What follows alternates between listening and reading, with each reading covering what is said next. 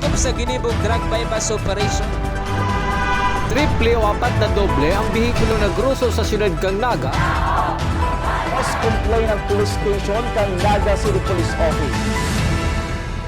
Newsbreak. Sa headlines kan mga barata, road crash incident sa munisipyo Kampili, Camarines Sur, padagos na halangkaw, sabi kang Philippine National Police.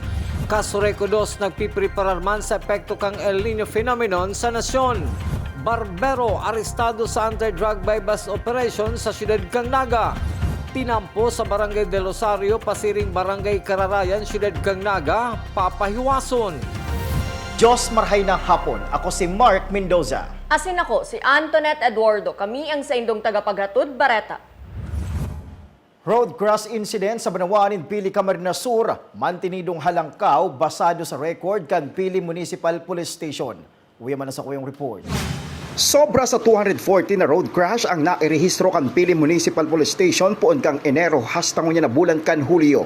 Sa mga aksidenteng ini may mga binawianin buhay. Sa pagsumala ni Police Lieutenant Colonel Jeffrey Toniedo, Chief of Police kan Banawanin, Pili, Camarines Sur, duwang road crash kada aldaw ang nangyayari sa kalabaan kang National Highway na sakop kang sa indang Banwaan. Konsideradong halangkaw ang nasabing bilang. Opo, mataas. From January to up to this date ay may 240 plus na vehicular accidents at tatlo dyan ay involving yung may mga namatay na mga biktima. So masasabi nating mataas yan kapag kukunin natin yung average, nag-average tayo ng 2 vehicular accidents per day. Sa paagi kang paglatag nin checkpoint sa kalabaan kay National Highway, nagpupugulan man da subuot ang sobrang rikas na pagpadalagan kan mga bihikulo o rugna ang motorsiklo. Ngayon may mga intervention na tayong ginagawa dyan. Maliban sa tulong ng natin, ng LGU, dinadalasan na natin yung makakatulong din kasi yung police checkpoint natin para kahit papaano magbaba yung speed ng mga sasakyan. Lalong-lalo na doon sa mga highway na kung saan yung parang masyado siyang mahaba. So very prone kasi yun sa mga vehicular accident. Sa listahan kan Pili PNP, nasa 80% kan mga naimbuelto sa road crash iyo ang mga motorsiklo. Mark Mendoza para sa GNN TV48 Naga Newsbreak. Mientras tanto, apwera kan road crash sa Banawanin, Pili, Camarines Sur, tinututukan man kan PNP ang pagpapalangkaw kan conviction rate sa mga kasong isinaangat kontra sa mga nadakop sa illegal na droga. Ang detalye sa report ni Antoinette Eduardo. Puun bulan ni Enero hasta kan bulan ni Hunyo nakapagkondusir ang Pili Municipal Police Station nin 16 na positive police operation sa paagi nin buy-bust operation. 24 katao digdi ang naaresto. Susug ki Police Lieutenant Colonel Jeffrey Todenio, Chief of Police kan Banwaan nin Pili, an iba sa indang naaresto ang nadarana sa Tinangis Penal Farm, mantang si iba ang yaon pa sa detention facility kan sa indang istasyon. Sa ngunyan subuot halangkaw paan epekto kan illegal na droga sa indang Banwaan. Taas din ang drug affectation natin sa Pili. From January to June, meron na tayong 16 na mga positive operations. Resulting sa pagka-aresto ng 24 katao.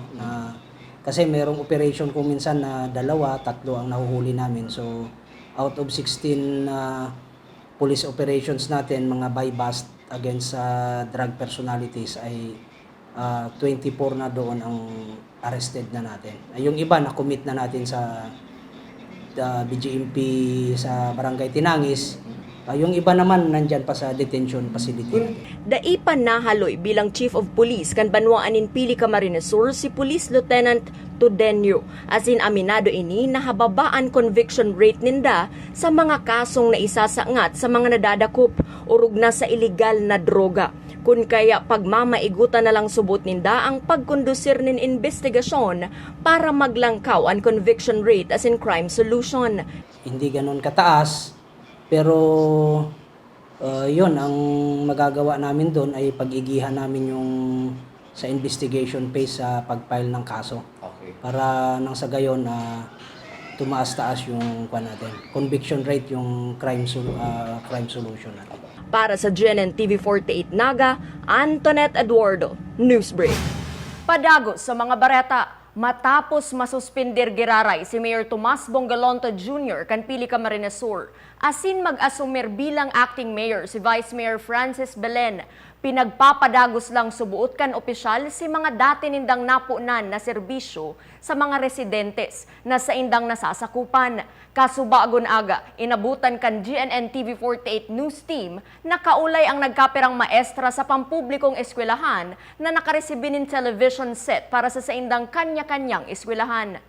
Ang directive ko po is ipadagos lang si mga nakalatag na po mga programa. Irregardless kung iyan niya ko propose ni Mayor Tam o siyenda ang nagplano. Basta sabi ko, aram ta makakatabang sa banwaan, idagos na po yan. Sa iba pang bareta, ginibo man kasubagong aga ang earth-moving ceremony para sa pagpapahiwas kan tinampo sa Barangay del Rosario, pasiring sa Barangay Kararayan. Nadakulang kaginhawahan subuot ang maitatao sa mga residentes digdi. Ang pondo para sa nasabing patinampo ang hali sa mag-inang Senador Cynthia asin Mark Villar asin Senador Bong Revilla. Padago sa mga bareta, ipinagpasalamat ni punong Barangay Alan Beriso kan Barangay Triangulo, Siyudad ning Naga, nakabalisinda sa natauanin mga early warning system hali sa Asia Pacific Alliance for Disaster Management o APAD Philippines na sa indang magagamit subuot sa panahonin kalamidad. Kabali sa naresibi kan Barangay Triangulo iyo ang megaphone, stainless whistle o silbato, searchlight as in solar panel kits. Apwera sa Barangay Triangulo, natawan man kan kaparehong kagamitan iyo ang Barangay San Francisco as in Barangay Sabang, Naga City. Dako lang nga si pasasalamat ni sa biyunta na nakaka-provide man ang barangay, pero dagdag po ito in case of kalamidad po talaga, kaipuan po si mga gamit, araw ka itong mga best na itong megaphone, iyo po ang ginagamit ni bang nag-iikot po sa mga kada zona. Sa pagbabalik ang news break, barbero inaresto sa anti-drug buy-bust operations sa Siyudad ning Naga. Yan asin iba pang mga bareta sa pagbuelta kan GNN TV 48 Naga News Break. Dakop sa ginibong drug bypass operation. Triple o apat na doble ang bihikulo na gruso sa Siyudad kang Naga. Mas complain ang police station kang Naga City Police Office. News Break. Lemon Residences, your newest home of the champions and the metro. Open for daily, weekly, and monthly bookings. Located at Magsaysay Avenue, Naga City. And enjoy a sip of coffee and Septus meals at Tiger's Cafe, located at second level of Lemon Residences. Dream travel? Achieve yan sa Nagayon Travel and Tours. Enjoy a hassle-free travel with Nagayon Travel and Tours. Visit their office at NCF Annex Building, Magsaysay Avenue, Naga City, or call us 0966-486-0043. At NCF Annex Building, there is the Tiger's Loft, a business center that first to offer a co-working space in Naga. Grow your business at the Tiger's Loft. Swim like a champion at NCF Training Pool. Avail their swimming lessons until the end of July at a very affordable rates. Contact Coach Joseph Tena at 0949-447-2792. Drive with confidence with NCF Driving School. Avail their theoretical driving course and practical driving course. For beginners, NCF Driving School is LTO accredited. Flight attendants, prepare for takeoff, please.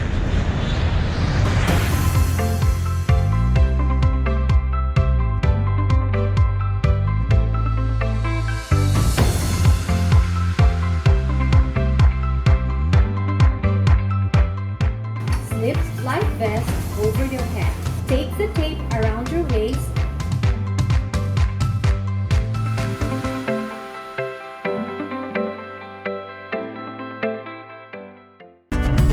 Sa oras ng sakuna, isa sa mga kailangan natin sa ating tahanan ay isang gubag. Ang isang gubag ay naglalaman ng tubig, mga dilata at biscuits upang hindi tayo magutom, energy bars or energy drink, first aid kit, communication devices tulad ng flashlights at batteries, whistles o pito, portable radio at extra cellphone. Mas mabuti kung meron tayong prepaid load guard. Tools tulad ng Swiss knife at gunting. Maaari din tayo magdagdag ng lubid. At huwag natin kakalimutan ang hygiene kit na naglalaman ng sabon, tissue, toothpaste, toothbrush at face mask. Sa lahat ng oras, laging bukas, nakahanda ang aming tanggapan. Tandaan, ang Bicolanong alerto, pirming protektado.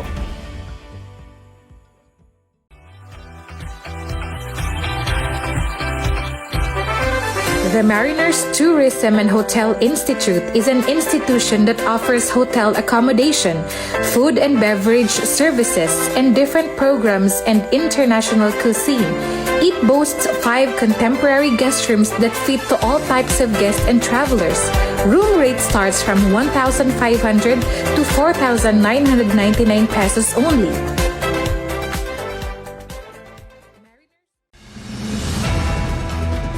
Dakop sa ginibog drug bypass operation. Triple o 4 na doble ang bihikulo na gruso sa siyudad kang Naga. Mas complain ng police station kang Naga City Police Office. Newsbreak. Sa pagpapadagos kan mga bareta, Camarines Sur 2 Electric Cooperative nagpepreparar nin mga aktibidad sa panahon nin El Nino phenomenon. Ang detalye sa report ni Melvin Machado. Sa pagtamak ang El Nino phenomenon sa nasyon o na digdi sa probinsya ng Camarines Sur, may nakaandam ng mga aktibidad ang Camarines Sur 2 Electric Cooperative. Susukiran Bukay, tagapagtaram kang Casureco 2, magkakaigwasin din ng clearing of lines sa simpag-andam ka mga power transformer bilang preparasyon man in kaso magkaigwanin makusog na bagyo na nangyayari maski igwa nin El Nino phenomenon. Dahil ang preparation ta po igdi, inot na inot, kung mainit po ang panahon, iniman po si pagkakataon kan sa tuyang kooperatiba, kan sa tuyang mga technical personnel na magsagibo po ka itong regular na maintenance sa linya or clearing of lines. Iyon po yan ang priority ta dahil sabi ta nga ni anticipation po ini duman kung sakali man may magtama ning route ning panahon. And kabali na po dyan itong ginigibot ang upgrading pag-abot sa linya and kaipuhan ta po yan. Bako lang kaya si tag-init ang pagpreparan ta, bako lang si supply kang kuryente, kundi iyuman po ito si pagkakataon ta kung paano may re-ready ang satuyang mga equipment, lalong-lalo na ining mga power transformer. Hulit na magiging mainit ang panahon, asahan naman subot ang paglangkaw kang konsumo sa kuryente kung kaya kaipuhan na magtipid sa paggamit ng mga appliances na makusog magkonsumo ng kuryente. El Nino, duwang bagay po, sabi ta nga ni, pag El Nino mainit. Pag mainit po, normal na langkaw po ang konsumo ng kuryente. Diyan na po malaog itong pangapuda ni Casureco 2 duman sa tamang paggamit ng kuryente. Dahil pag mainit ang panahon, halos na doble na triple ang konsumo. Nalangkaw man po ang satuyang babayadan. And may effect po yan duman sa supply and demand kan satuyang kuryente. Para sa GNN TV 48 Naga, Melvin Machado, Newsbreak. Mientras tanto, Acting General Manager kan Casureco 2 hali sa National Electrification Administration. Proseso kan pagdesignar nin Acting General Manager ipinaliwanag kang sa indang tagapagtaram. Nagbubuelta si Melvin Machado. Duwang paagi ang proseso para sa pagdesignar ng officer in charge bilang General Manager kang Camarines Sur 2 Electric Cooperative. Sa paliwanag na Rener Bukay, tagapagtaram kang Casureco 2, ini sa paagi kang board resolution na nagpapaisi sa National Electrification Administration kung tugot sinda na hali sa Casureco 2 ang magiging OIC o mapadara ang NEA nin magiging Acting General Manager mientras na yaon sa proseso nin paghanap nin permanenteng General Manager ang kooperatiba. Na i-confirm from Casureco 2, matukaw mo na ning OIC General Manager base po duman sa approval kang board kang Casureco 2 or mapadara ning Acting General Manager from NEA po. Dayman pinagpangaranan sa interview ni Bukay kung si Isay na ang matukaw bilang acting general manager kang Caso Reco 2 alagad ang dakulaon na tarpaulin na nakasabit sa gate kang Caso Reco 2 na nag-welcome kay Engineer Edgardo Piamonte bilang acting general manager kang kooperatiba ang kasimbagan na bakong tagalaog kang Caso Reco 2 ang temporaryong mamamayo kang kooperatiba. Sa tao kang kawaran panin permanenteng GM kang Caso Reco 2 normal man subot ang operation kaini. Ang Caso Reco 2 po, business as usual kita dahil sabi ko nga ni Kasubago, before pa ining approval kang early retirement ni GM kang nakaaging July 1, nagpapadagos na po ang operation kang Caso Reco 2 dahil may designated man kitang officer in charge. Para sa GNN TV48 Naga, Melvin Machado, Newsbreak. Sa police report, sarong plastic sachet nin pinagtutubod ang shabu ang nabakal subuot kan mga otoridad sa sospek na si Jeffrey Perillo, 42 anyos, may agum, sarong barbero, asin residente kang Zone 2 Barangay Mabolo, Syudad ni Naga, matapos ang ginibong anti-drug buy-bust operation kasubanggi sa nasabing barangay. Apuera kaini, nakakumpiskar pa ang mga otoridad nin duwang sachet nin subuot shabu na nagtitimbang nin 0.6 grams kan gibuhon ang body search sa sospek. Maatubang ang sospek sa kasong pagbalgar sa Republic Act 9165. Sa iba pang bareta, focus sa saindang training asin pag-solve ng mga puzzle ang parte kan ginigibong pagpreparar kang chess team para maipahiling ninda ang saindang tibay sa saindang pagpartisipar sa National Prisaa 2023.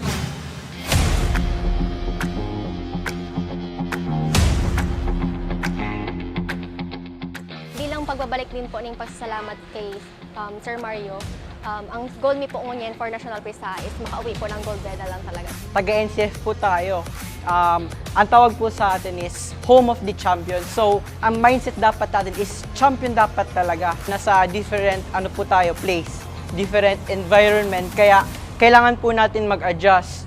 Mahirap po mga kalaban po. Biggest lesson po na natutunan ko. Hindi porket po na natalo ko, sa sarili ko lang po yun.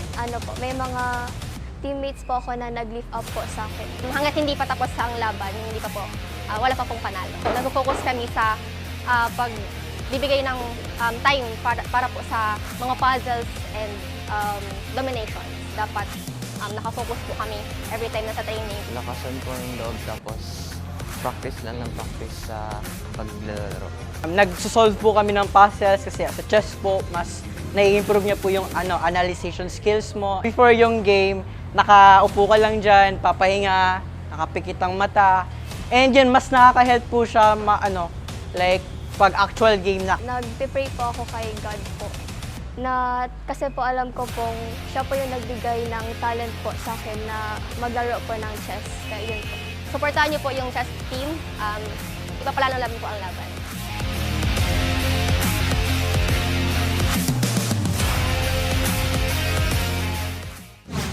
Asin yan ang mga bidang baretang nakalap kan mas pinakusog na puwersa kan GNN TV48 Naga News and Bicol Affairs. Day malingaw na i-follow ang samayang official Facebook fan page GNN TV48 Naga. Ako po si Mark Mendoza. Padagos kaming mahatod nin mga baretang garantisadong nangingenot asin napapanahon. I-hit ang subscribe button sa samuyang official YouTube channel. GNN TV48 Naga, tanganing updated kita sa mga bareta asin istoryang bida. An Bicolano. Ako si Antoinette Eduardo asin ini ang GNN TV48 Naga Newsbreak. Dakop sa ginibong drug bypass operation. Triple o apat na doble ang bihikulo na gruso sa siyudad kang Naga. Mas complain ng police station kang Naga City Police Office. Newsbreak.